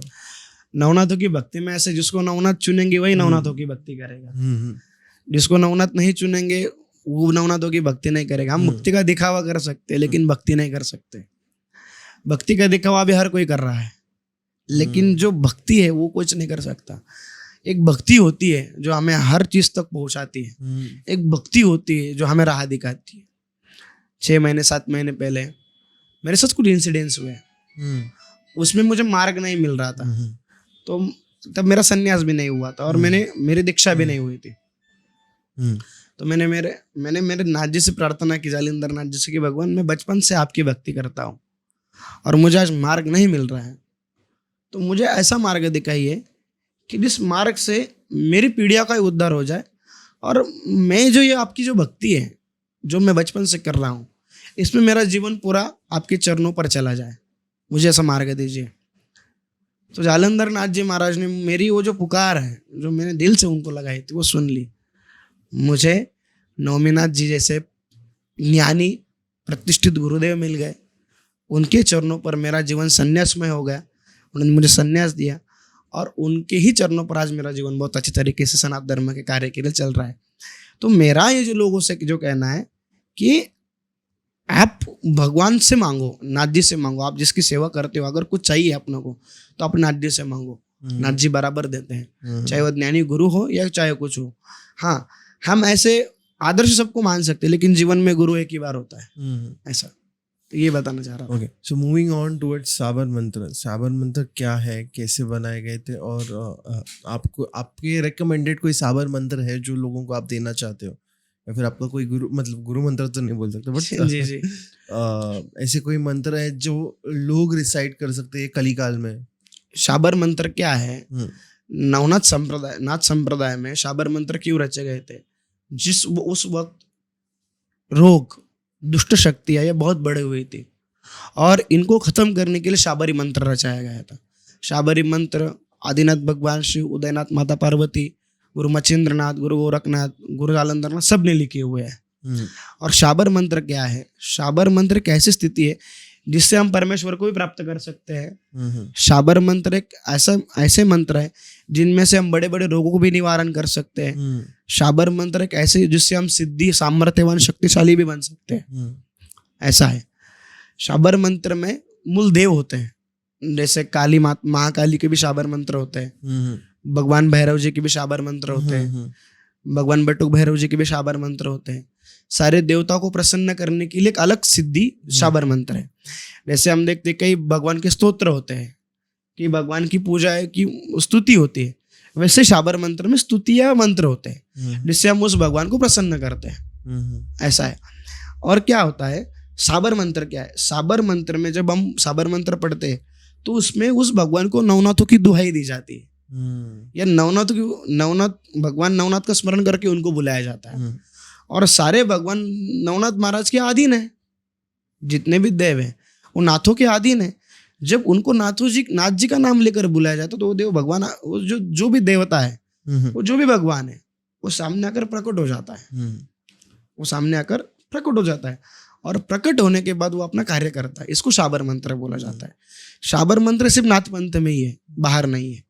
शाबर मंत्र लिखने वाले भी नाथ जी और नाथ सिद्ध ही है। ऐसे कोई लोग हैं जो लाइक आपके संप्रदाय में जो भगवान से टेक्निकली ये एज में मिले हैं या फिर उनका दर्शन? बहुत से लोग हैं, बहुत नाथ जी है, बहुत सिद्ध है। उनका कोई स्टोरी है आपके पास?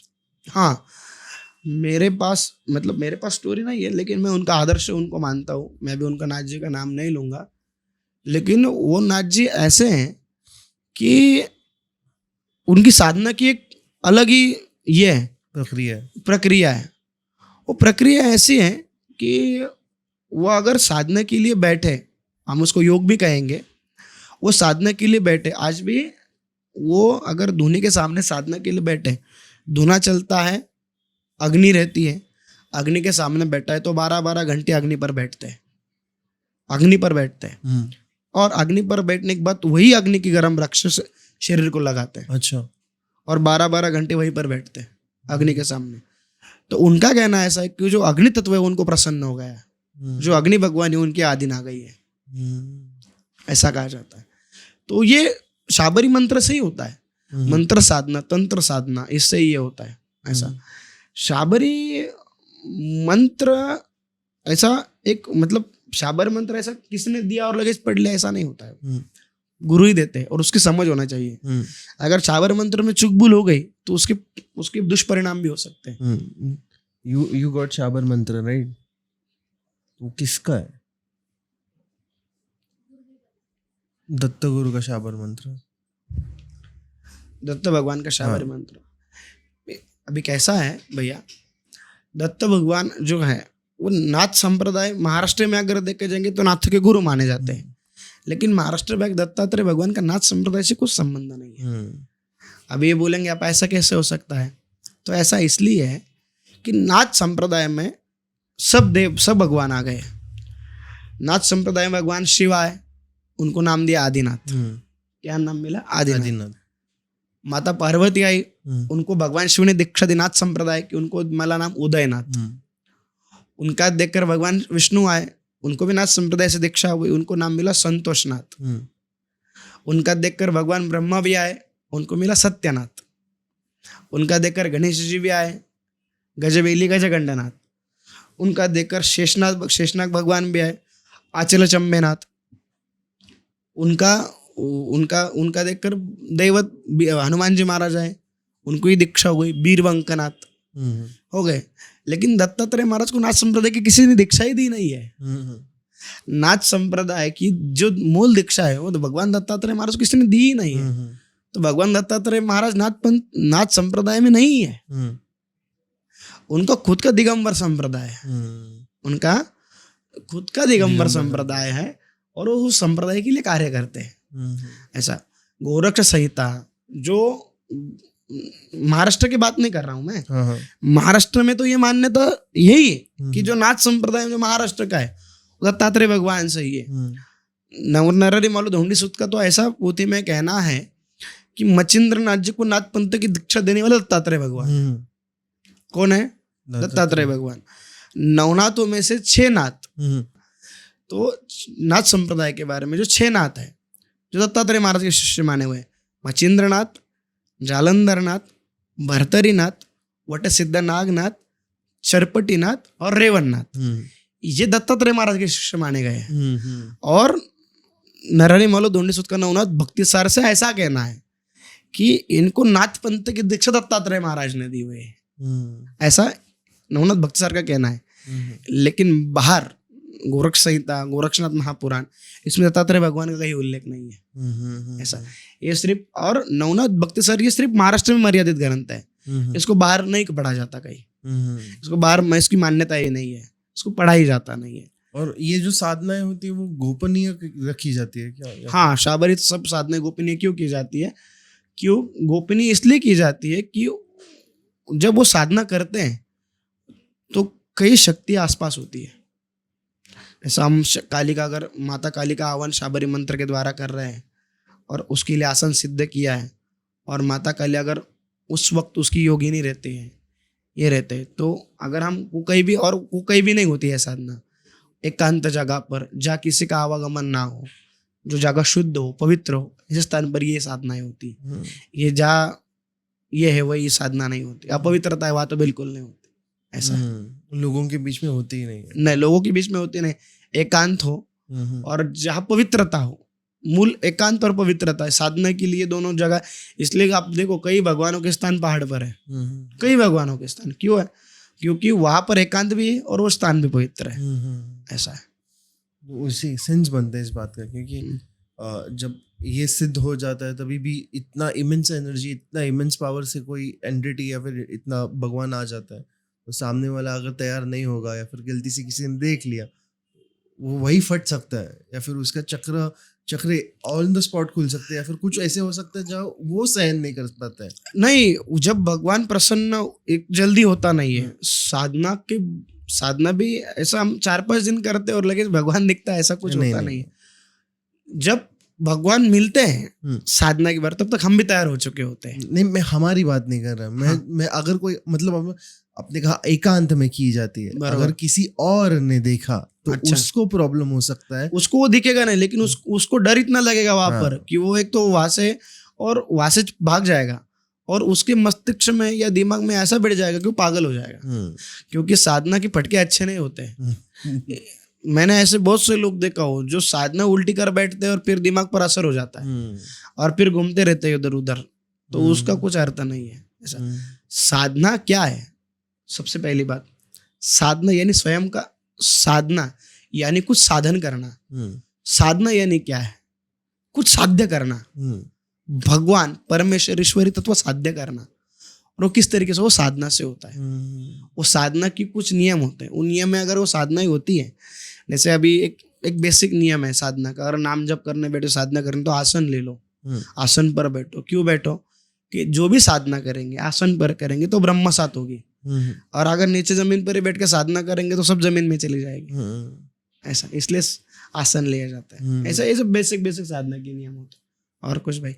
नहीं, वही कि आसन पे भी कभी कभी कवच लगाया जाता है या फिर कवच से वो आसन बंद किया जाता है। बाद में वो बहुत उस चीजें साधना होती के लिए होता है। अगर हाँ। भैरव साधना कर रहे हो तो भैरव कवच लगाया हैं। जाता है, वही। काली की साधना कर रहे हो तो काली कवच लगाया जाता है। हम्म, ऐसा नहीं कि साधना करते हो भगवान आपको तकलीफ नहीं देता है, हम्म, भगवान बहुत तकलीफ देता है, क्योंकि वो जल्दी से प्रसन्न होने वाली शक्ति नहीं है। हम्म, और जब हम की साधना के लिए बचते वहां पे जो दुष्ट शक्ति है वो हमें तकलीफ देती है। हम्म, वो कान में आकर कुछ बोलेगा, विचित्र विचित्र रूप दिखाएगा, हमें बोलेगा उड़ जाओ ऐसे, तेरी साधना से मुझे तकलीफ हो रही है, ऐसा करता है। इसलिए कवच सिद्ध करके साधना बैठना चाहिए। क्यों बैठना चाहिए? कि जब हम साधना कर रहे हो तो दुष्ट शक्ति हमें तकलीफ ना दे। आपको एक बात मैं बताना चाहूंगा कि जब भगवान विश्वामित्र रामायण के कलशत युग में, त्रेता युग में, जब भगवान विश्वामित्र वह साधना और तपस्या यज्ञ यज्ञ करते थे तो वह ताड़का नाम की राक्षसी थी जो उनको परेशान करती थी। तो इसके लिए भगवान विश्वामित्र जी महाराज ने जाकर सूर्यवंशी राजा महाराज दशरथ से उनके दोनों पुत्र भगवान राम और लक्ष्मण जी महाराज को मांग कर लाया था और राम जी के हाथ से ताड़का का वध कराया था। तो वो यही करती थी, जब ये साधना के लिए बैठते थे, यज्ञ के लिए बैठते थे, वो आकर वो यज्ञ खत्म कर देते। क्यों? कि उनके मंत्रों से उसको तकलीफ हो रही थी। ये सच है, इसलिए ताड़का वध किया गया था। मेक्स बहुत सेंस बनता है ना इस बात का, क्योंकि अभी मानना तो असुर नहीं है बट लोग ही असुर ही बन गए, लोग ही असुर बन गए। सिर्फ हुआ क्या है, जो सिंह थे वो चले गए हैं, जो पहनावा था वो बदल गए, अभी इंसान ही राक्षस है। बट मुझे कुछ क्वेश्चंस है आपके पास। मैंने अभी बिल्कुल। हम लोग ने जो सॉर्ट आउट करके रखते थे, जैसे नाथ पंथ का असली तत्व क्या है? मतलब सिर्फ तपस्या मार्ग है या फिर प्रेम मार्ग और सेवा मार्ग से भी होता है? नाथ पंथ का अस्त्र योग मार्ग पर है, हठ योग जिसको कहा जाता है। हाँ। योग क्रिया द्वारा रोगों पर नियंत्रण आना। जितने भी शारीरिक रोग है, शारीरिक रोग यानी आप समझते हैं शारीरिक योग यानी बीमारियां नहीं, शारीरिक योग यानी का क्रोध, काम, मोह, माया, मत्सर, इस सबसे अलिप्त होना योग के प्रबल पर, योग मार्ग से इस पर प्रभावित होना। योग करके ही क्रोध पर नियंत्रण लाना, योग कर कर ही अपने काम पर नियंत्रण लाना, योग करके ही सारी बातों पर, वासना पर, अहम पर, अहंकार पर नियम लाना, ये नाथ संप्रदाय का मूल तत्व है। इसलिए नाथ पंथ का जो सारा मार्ग है, हठ योग मार्ग इसको कहा जाता है। हठ योग मार्ग यानी हमारे नाथ संप्रदाय में गुरु गोरखनाथ जी महाराज उनको योगाचार्य कहा जाता है। हाँ। योगाचार्य यानी गुरु गोरखनाथ जी महाराज ने योग शास्त्र, योग परंपरा, इतने योग, अष्टांग योग, बहुत से योग है, ऐसे योग दुनिया को दिए हैं जो योग कर कर और योग की शक्ति से हम दुनिया में भगवान को भी प्राप्त कर सकते हैं। योग की शक्ति से, मैं भक्ति से नहीं बता रहा हूँ, योग के सामर्थ्य से भी हम भगवान तक पहुंच सकते हैं। ऐसे योग मार्ग गुरु गोरखनाथ जी ने महाराज ने दे के रखे, जिसको हम लोग सायुज्यम या फिर भगवान जैसे होना, फिर भगवान से सम्मिलन का के इस धरती फिर पे अभी वास कुंडलिनी करना। जागरण क्या है? ये योग ही है, योग का ही एक प्रकार है। ये जब हम योग करते हैं तो हमारी कुंडलियां जागृत होती है, जीवात्मा परमात्मा में लीन होता है, और जीवात्मा जब परमात्मा में लीन होता है तो उसको परम तत्व की प्राप्ति वही से हो जाती है। योग साधना का है। आज भी अखंड ब्रह्मचर्य जो पालन करता है, अगर 12 साल का जिसका अखंड ब्रह्मचर्य हो जाए तो उसकी मेधा नाड़ी खुल जाती है, मेधा नाड़ी होती है। मेधा नाड़ी क्या है? मेधा नाड़ी एक ऐसी महाशक्ति है जो खुलने के बाद अगर आदमी को 12 साल 13 साल 14 साल के बाद पहले का ही प्रसंग पूछ लिया जाए तो उसकी मस्तिष्क शक्ति इतनी प्रबल हो जाए, वो 12 साल कुछ पढ़ा हो तो बता देगा। अगर किसी चीज को उसने एक बार सुन लिया, उसको 20 साल बाद पूछो वो बता देगा। ऐसा होता है। और उसकी जो मस्तिष्क की ताकत है उसको परमेश्वर दिखने लग जाता है। मेधा नाड़ी जिसकी खुल जाती है वो परमेश्वर के बहुत नजदीक चला जाता है। इसलिए कहा जाता है कि अगर भक्ति सही करना है तो ब्रह्मचारी भी अच्छा चाहिए। जिसका ब्रह्मचर्य अच्छा होगा भक्ति में जल्दी पहुंचेगा। ऐसा। अभी यही टॉपिक को लेके मेरे को एक क्वेश्चन आया कि जो लोग अपना गृहस्थ आश्रम में रहते हैं वो तो ब्रह्मचर्य का पालन नहीं कर सकते, तो उनके लिए फिर ये तो मुश्किल हो जाता है, तो वो रास्ता कैसे होता है? उसके लिए भी कुछ बातें हमारे पुराणों में लिखी गई है। हाँ। जैसे उन्होंने अभी वो विषय में, हम सन्यासी वो विषय में नहीं जाना चाहते, लेकिन गृहस्थ मार्ग में भी भगवान को जानने के कुछ अच्छे उन्होंने बताया गया है। गृहस्थ मार्ग में संग करने के योग बताए गए हैं, उस योग में ही किया जा सकता है संग। उसके बाद तो ब्रह्मचर्य पालन नहीं करना है। ऐसा किसने कहा कि संसारिक आदमी को ब्रह्मचर्य पालन नहीं किया जा सकता? उसको भी करना है, उसको भी ब्रह्मचर्य से ही रहना है। सिर्फ शास्त्रों में संतान प्राप्ति की ही अनुमति है, संतान प्राप्ति तक ही संघ की अनुमति है, संतान प्राप्ति का संघ की अनुमति नहीं है। ये सच है। और हम गृहस्थ में रहकर भी ब्रह्मचर्य पालन कर सकते हैं, ऐसी कोई बात नहीं है। ऐसा सही है। तो नाथ अपना, आपके आराध्य जो नाथ है उनके बारे में आपको बहुत कुछ बताने का ये था, तो मुझे सुनना है कि लाइक कैसे जालंधर नाथ जी के बारे में क्या क्या आपको बातें करनी, क्या क्या? जालंधर नाथ जी महाराज मेरा आराध्य दैवत है। मैं आज जो भी हूँ, जो भी आपके सामने बैठा हूँ, उनकी कृपा से बैठा हूँ। मैं जब बचपन में था, जालंधर नाथ जी महाराज का जो पुरातन मंदिर वो हमारे घर में था। हाँ। मेरे जो नाना नानी हैं उनके घर में जालंधर नाथ जी महाराज के मंदिर भी और धुना भी है, वहाँ पर वो सेवा करते हैं। तो मैं बचपन से वहीं पर था, तो बचपन से मुझे जालंधर नाथ जी महाराज की सेवा करने की आदत है। मतलब भक्ति में उनके मैं बचपन से गिर गया था। जैसे जैसे मैं बड़ा होता गया, उनका चरित्र पढ़ते गया, और उनका चरित्र पढ़ने के बाद मुझे उनसे एक लगाव हो गया। एक जैसा भगवान के प्रति अपना प्रेम होता है, तो मेरा उन पे प्रेम हो गया। और जैसे मैंने उनका चरित्र पढ़ा, अभी उनके बहुत से चरित्र हैं, लेकिन मैं नवनाथ भक्तिसार पढ़ता हूँ, तो उनके अनुसार जैसा बताया गया है कि उनका जन्म अग्नि में से हुआ। अंतरिक्ष नारायण जी ने सोम यज्ञ में, अग्निकुंड में सोम यज्ञ, जब अंतरिक्ष नारायण भगवान जब बृहद्रव राजा ने सोम यज्ञ किया, तो उस सोम यज्ञ में धगधगती अग्नि में, उस मदन में अंतरिक्ष नारायण ने संचार किया। धगधगती अग्नि में एक बच्चा जन्मा, वो जालंधर नाथ जी हुए। 12 साल की उम्र में घर छोड़कर चले गए, दत्तात्रेय भगवान की दीक्षा लेकर नाथ संप्रदाय की दीक्षा ली और नाथ संप्रदाय आगे बढ़ाया, और कानिपनाथ जैसे पारंगत, गोपी चंद्र आदि जैसे शिष्य हुए। और बहुत सी उनकी बातें ऐसी चरित्र में उनकी अच्छी है कि उनके प्रति मुझे लगाव हो गया। बट ये चरित्र के अकॉर्डिंग दत्तात्रेय से दीक्षा ली थी, और अपना मूल अगर देखा जाए तो भगवान आदिनाथ से ली थी। भगवान शिव के ही दीक्षित माने जाते हैं। दलीचे में अगर आप देखेंगे तो दलीचे में 3 नाथ है जो जवाबदारी से दलीचे की सेवा में है, तो दलीचा उनकी सेवा में है। तो गुरु गोरखनाथ जी महाराज, गुरु मच्छिंद्र नाथ जी महाराज और गुरु जालंधर नाथ जी महाराज। ऐसा नाइस। और आपका जो पंथ है उसके बारे में भी मुझे जानना है, बिकॉज मेरा जो पंथ है वो सतनाथी है। हमारा जो पंथ है वो ब्रह्मा से है। मतलब मैंने आपको पहले बताया कि 12 पंथ है, तो जो 12 पंथ में जो सबसे पहला पंथ है, जिसका ऐसा कहते हैं कि जो ब्रह्मा का पंथ है, उसको सतनाथी कहते हैं। जो सतनाथी, जो गुरु गोरक्षनाथ जी महाराज की गुरु गोरक्षनाथ जी महाराज ब्रह्मदेव ने दीक्षा ली तो उनको सतनाथ नाम दिया, उनसे हमारा पंथ है। मेरी परंपरा है, अभी मैं जिस परंपरा में संन्यास दीक्षित हुआ हूँ, तो मेरी गुरु परंपरा है। मेरे गुरु योगी श्री नवमी नाथ जी महाराज, उनके गुरु 18 के भूतपूर्व महंत योगी सोमवारनाथ जी महाराज, उनके गुरु योगी श्री पुरुषोत्तम नाथ जी महाराज, उनके गुरु योगी सिद्ध श्री शिवनाथ जी महाराज। ये गुरु परंपरा है। तो ये गुरु परंपरा से सतनाथ में परंपरा आती है। इसमें भी नाथ जी होते हैं। नाथ जी में सन्यासी में भी 2 प्रकार होते हैं, एक अवघड़ होता है, एक दर्शनी होता है। अवघड़ यानी क्या, सन्यास होने के बाद जिसके यहाँ से कान चीरे होते हैं उनको दर्शनी कहा जाता है। दर्शनी यानी कि जिनके दर्शन से ही अपने सारे पाप नष्ट हो जाते हैं, अपने कार्य सिद्ध हो जाते हैं, और जितनी भी अपने को पीड़ा है वो दूर हो जाती है दर्शन से, उनको नाथ जी कहते हैं, वो दर्शनी।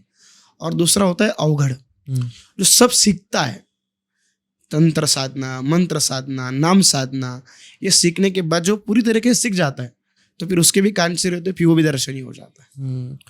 ऐसे बोल सकते हैं कि अवघड़ फर्स्ट स्टेज और दर्शनी सेकंड स्टेज है। लास्ट स्टेज वही दर्शनी। पहले तो सबसे पहले कोई भी अगर संन्यास लेता है तो उसको दर्शनी नहीं किया जाता, उसको पहले अवघड़ किया जाता है। उसको संन्यास दिया जाता है लेकिन पहले अवघड़ होता है। और ये अवघड़ का स्टेज कितने समय तक रहता है? पहले तो 12 साल था। अच्छा। अवघड़ संन्यास देने के बाद उस अवघड़ किया जाता है, उसको नाम दिया जाता है। फिर अवघड़ क्या करता है, दलीचे में सारे नियम सीखता है, दुनिया पानी की सेवा सीखता है, गुरु गोरक्षनाथ जी की सेवा सीखता है, बेस भगवान की सेवा सीखता है, पात्र देवता की सेवा सीखता है, महंतों की सेवा सीखता है, अपने गुरुजनों की सेवा करना किस तरीके से करना, पूरे नियम सीखता है। फिर जब गुरु को लगता है कि ये पूरी तरीके से अभी नियम हो इसके हो गए, फिर अवगढ़ के कान चिरे होते हैं और फिर उसको दर्शन ही किया जाता है, तो वो नाथ जी होता है। ऐसा होता है। ऐसा आपकी पहचान में कोई है दर्शनीय ऐसे? मेरे दादा गुरु हैं, हाँ, मेरे गुरु भाई हैं, मेरे चाचा गुरु हैं। जिनका आपने वीडियो डाला था वो बैठे हाँ, हुए थे वो मेरे चाचा गुरु जी, उनके अभी चिरे हुए हैं, हाँ। तो मेरे चाचा गुरु के अभी हुए हैं। तो ऐसा है, टाइम लगता है, बहुत टाइम लगता है। और उसके बाद आपको नियम पढ़ना पड़ता है। नाथ संप्रदाय में जो जनेऊ पहनता है, जो दलीचे में, वो सन्यासी ही होता है। नाथ संप्रदाय में गृहस्थी आदमी जनेऊ नहीं पहन सकता। नाथ संप्रदाय में जिसके पास जो सन्यासी है वही जनेऊ पहन सकता है, और जो सही में सन्यासी वही नाथ नाम लगा सकता है। हाँ, अभी धारण ऐसा कोई भी कर सकता है कि मैं ये नाथ हूँ, वो नाथ हूँ, वो नाथ हूँ, पर नहीं, नाथ संप्रदाय में सन्यासी व्यक्ति ही नाथ नाम लगा सकते हैं। जो भी उसके गुरु से मुख से जो भी नाम निकलेगा, जब उसकी दीक्षा हो जाएगी, जो भी गुरुदेव नाम देंगे वो नाम से उसको आगे चलना होता है। ऐसा होता है। अगर एक इंसान गृहस्थ में, अभी गृहस्थ का ही मेरे को क्वेश्चन है, गृहस्थ में रह के नाथ संप्रदाय की सेवा करना चाहता है तो वो किस प्रकार से बिल्कुल सेवा कर सकता है, बिल्कुल सेवा करता है। ऐसे कोई बात नहीं, गृहस्थ आदमी नाथ संप्रदाय की बिल्कुल सेवा कर सकता है। पहली बात तो किसी नाथ जी से नाम दीक्षा ले ले। हाँ। नाम दीक्षा ये कोई भी ले सकता है। जिसको नाथ संप्रदाय की सेवा करनी है वो नाम दीक्षा ले सकता है। कोई भी नाथ जी हो, नाम दीक्षा में क्या मिलता है? अनुग्रह मिलता है। दीक्षा यानी मंत्र, गुरु मंत्र देते हैं। अच्छा, नाथ जी उस वक्त नाम दीक्षा यानी गुरु मंत्र देते हैं, और वो गुरु मंत्र के जाप से ही, वो गुरु मंत्र की साधने से ही हमें गुरु गोरखनाथ जी महाराज के दर्शन होते हैं। ओके। ऐसा नाथ संप्रदाय की वो सेवा कर सकता है, बेस भगवान की सेवा कर सकता है, दुनिया की सेवा कर सकता है, इसमें कोई बात नहीं है। ऐसा तो सांसारिक आदमी भी सेवा कर सकता है, सही। लेकिन दीक्षा लेकर ही। हाँ। ऐसा नाथ संप्रदाय में बिना गुरु परंपरा की तुम सेवा ही नहीं कर सकते। हाँ, तुम ऐसे सेवा मतलब यानी तुम आराध्य दैवत मानकर सेवा कर सकते हो, लेकिन भक्ति भाव से सेवा कर सकते हो। लेकिन अगर तुमको नाथ को जानना है, नाथ संप्रदाय का एक अंग होना है, मतलब तंत्र मार्ग बोल सकते हैं। हाँ, तो उसके लिए तुम्हें गुरु ही करना होता है। सही है। आज के माहौल के लिए मतलब क्या कोई आप एक साधना पद्धति रिकमेंड कर सकते हो, या फिर वो वर्जित है आपके लिए, या फिर कोई मंत्र, कोई बात नहीं, आप मंत्र बोल सकते हो जिससे लोगों को एटलीस्ट ये कलिकाल में जो अभी समय चल रहा है, जैसे मैंने लास्ट एपिसोड में बोला था कि ये चीज़ें हो रही है, उस चीज़ों से अपनी सुरक्षा करने के लिए या फिर अपने को एक भक्ति के स्थान पर लाने के लिए कोई मंत्र या फिर कोई भक्ति पद्धति आपको रिकमेंड करनी है लोगों को, तो आप कर सकते हो क्या? जरूर कर सकता हूँ। अगर जिसको नाथ संप्रदाय में सेवा करनी है और नाथ संप्रदाय से जुड़ना है और ऐसा नाथ संप्रदाय में सेवा कर कर उससे हमेशा सुरक्षित रहना है, तो उसको गुरु गोरखनाथ जी का नाम ही बहुत अच्छा है। ओम श्री गुरु गोरखनाथाय नमः। ओम श्री ये भी मंत्र है, और अगर आगे चल के कुछ मंत्र लें तो ओम शिव गोरक्ष योगी, ओम शिव गोरक्ष योगी, इसका अगर वो जाप भी करता है तो उस सारी बाधाओं से दूर रहेगा, सारी परेशानियों से दूर रहेगा, सब कुछ उसका अच्छा होगा। और ऐसे भी बोला जाता है कि नाथों का ध्यान सबसे ज्यादा जल्दी पड़ता है अपने भक्तों पे। जी जी जी, जैसे भी हम उनका मंत्र जपते हैं, अभी मैंने पढ़ लिया ओम शिव गोरक्ष योगी, तो जहाँ भी मेरे गुरु गोरखनाथ जी महाराज होंगे उनको समझ में आ जाएगा कि मेरा बच्चा है वो संकट में है, तो उनका लगे ध्यान आ जाता है। वो किसी दूत को भेजते हैं अपने पास रक्षा के लिए, वो खुद आ जाते हैं। ऐसा होता है। सही है। और आपके लिए मुक्ति का अर्थ, मतलब ये एंड का ही क्वेश्चन है, मुक्ति का अर्थ आपके लिए क्या है? आप इस जन्म में मुक्ति पाना चाहते हो या फिर आगे वापस जन्म लेके कार्य करना चाहते हो? मैं एक बात बताना चाहूंगा कि गुरु गोरखनाथ जी की सेवा हमारे लिए मोक्ष है। सन्यासी आदमी जब धुना पाने की सेवा करता है, तो जब वो धुने की सेवा करता है उसके लिए वो स्वर्ग है और उसके लिए वो सब कुछ है। क्यों है? कि जो सुख गुरु गोरखनाथ जी की सेवा में हो कहीं पर भी नहीं है। अगर आप किसी नाथ जी को पूछेंगे कि आपकी मोक्ष की चाहत, वो नहीं बताएगा। वो कि नहीं, मैं धुने पर हूँ, मेरे नाथ जी की सेवा कर रहा हूँ, मेरे गुरु जी की सेवा कर रहा हूँ, इससे आनंद मुझे कहीं नहीं, और ये मेरे लिए मोक्ष है। ऐसा है। इसलिए साधु को मोक्ष की अपेक्षा नहीं होती है। हम्म। मतलब अच्छे साधु को लगता है कि मैं इस काल चक्र से छूट जाऊं, लेकिन भक्ति क्या है? मोक्ष की कामना कौन करता है? जो भक्ति में अच्छी तरीके से नहीं है। कोई लोग भक्ति मोक्ष पाने के लिए करते हैं, वैसा नहीं है। भक्ति ही मोक्ष है। जिसको भक्ति मिल गई, जो भक्ति कर रहा है, वही मोक्ष है। ये मेरा मानना है। और मैं एक बात बताना चाहूंगा आपको कि नाथ संप्रदाय में गुरु एक ही बार होता है, गुरु बार बार नहीं होता है। और अगर हमारा गुरु कैसा भी हो, लेकिन उसने हमें दीक्षा दी है और हम उसके दिखाए गए मार्ग पर चल रहे हैं, तो हमें हमारे गुरु के लिए एकनिष्ठ रहना जरूरी है। इससे हमें नाथ मिलेंगे। हम गुरु को छोड़कर नाथ जी महाराज के पास नहीं जा सकते, और नाथ जी महाराज हमें अपनाएंगे भी नहीं। क्यों? क्योंकि हमें गुरु की बदौलत नाथ जी महाराज मिले। ऐसा विषय मतलब उनका स्थान तो एक ही है। ऐसा आपके गुरु में ही परब्रह्म है और परब्रह्म ही आपके गुरु है। बस सही बात है। But thank you for coming bro.